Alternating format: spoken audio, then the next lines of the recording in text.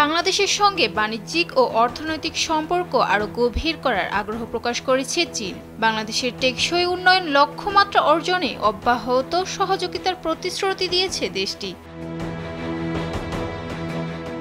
বুধবার জাতিসংঘ সাধারণ পরিষদের অধিবেশনের ফাঁকে অন্তর্বর্তীকালীন সরকারের প্রধান উপদেষ্টা অধ্যাপক ডক্টর মোহাম্মদ ইউনূসের সঙ্গে সাক্ষাৎকালে চীনের পররাষ্ট্রমন্ত্রী ওয়াং ই এসব কথা বলেন। চীনা পররাষ্ট্রমন্ত্রী বলেন, ডক্টর ইউনূসের আহ্বানে সাড়া দিয়ে চীনা সোলার প্যানেল প্রস্তুতকারকরা বাংলাদেশে কারখানা স্থাপনে আগ্রহী। চীনা সরকার বিষয়টি অত্যন্ত গুরুত্ব সহকারে দেখছে। গেল মাসে ঢাকায় চীনের রাষ্ট্রদূত ডক্টর ইউনূসের সঙ্গে সৌজন্য সাক্ষাৎ করতে এলে তিনি চীনের সোলার প্যানেল প্রস্তুতকারকদের বাংলাদেশে বিনিয়োগের আহ্বান জানান।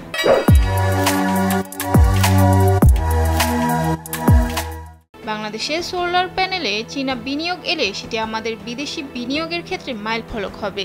সাক্ষাৎকালে চীনের পররাষ্ট্রমন্ত্রী অধ্যাপক ইউনূসকে চীনের জনগণের পুরনো বন্ধু উল্লেখ করেন এবং তাকে অন্তর্বর্তীকালীন সরকারের নেতৃত্ব গ্রহণের জন্য অভিনন্দন জানান। ডক্টর ইউনূসের নেতৃত্বে বাংলাদেশ ঐক্যবদ্ধ থাকবে উল্লেখ করে চীনা রাষ্ট্রদূত বলেন, আমরা পূর্ণ আস্থা রাখি যে আপনি দেশের মানুষের প্রত্যাশা পূরণ করবেন। চীনের পররাষ্ট্রমন্ত্রী ওয়াং ই জানান, বেইজিং দুই দেশের ব্যবসায়ীদের মধ্যে সহযোগিতা এবং অংশীদারিত্ব বাড়াতে উৎসাহিত করবে। তিনি বলেন, জুলাই আগস্টের গণঅভ্যুত্থানের সময় গুরুতর আহত ছাত্র জনতাকে চিকিৎসা দিতে চীনের রেড ক্রস চিকিৎসকদের একটি টিম ঢাকায় পাঠিয়েছে। রাষ্ট্রদূত বলেন, চীন বাংলাদেশ থেকে আরও বেশি সংখ্যক শিক্ষার্থীদের স্বাগত জানাবে। অধ্যাপক ইউনূস এই আন্তরিকতার জন্য চীনকে ধন্যবাদ জানান। তিনি চীনের লাখ লাখ মানুষকে দারিদ্র অবস্থা থেকে বের করে আনার অদম্য প্রচেষ্টার প্রশংসা করেন। ডক্টর ইউনূস বলেন, চীনের সোলার কোম্পানিগুলো বাংলাদেশে বড় আকারে বিনিয়োগ করতে পারে, যা অনেক ধনী দেশে রপ্তানির ক্ষেত্রে অগ্রাধিকারমূলক বাজার প্রবেশাধিকারের সুবিধা পাবে। তিনি আরও বলেন, সোলার কোম্পানি ছাড়াও অন্যান্য চীনা প্রস্তুতকারকরা তাদের কারখানা বাংলাদেশে স্থানান্তর করতে পারে।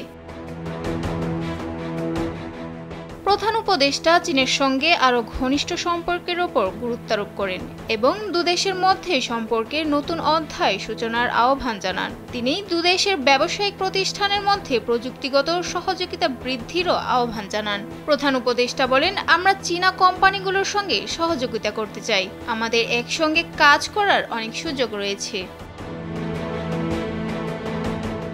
সাদিয়া সিদ্দিকা, কালবেলা ডেস্ক।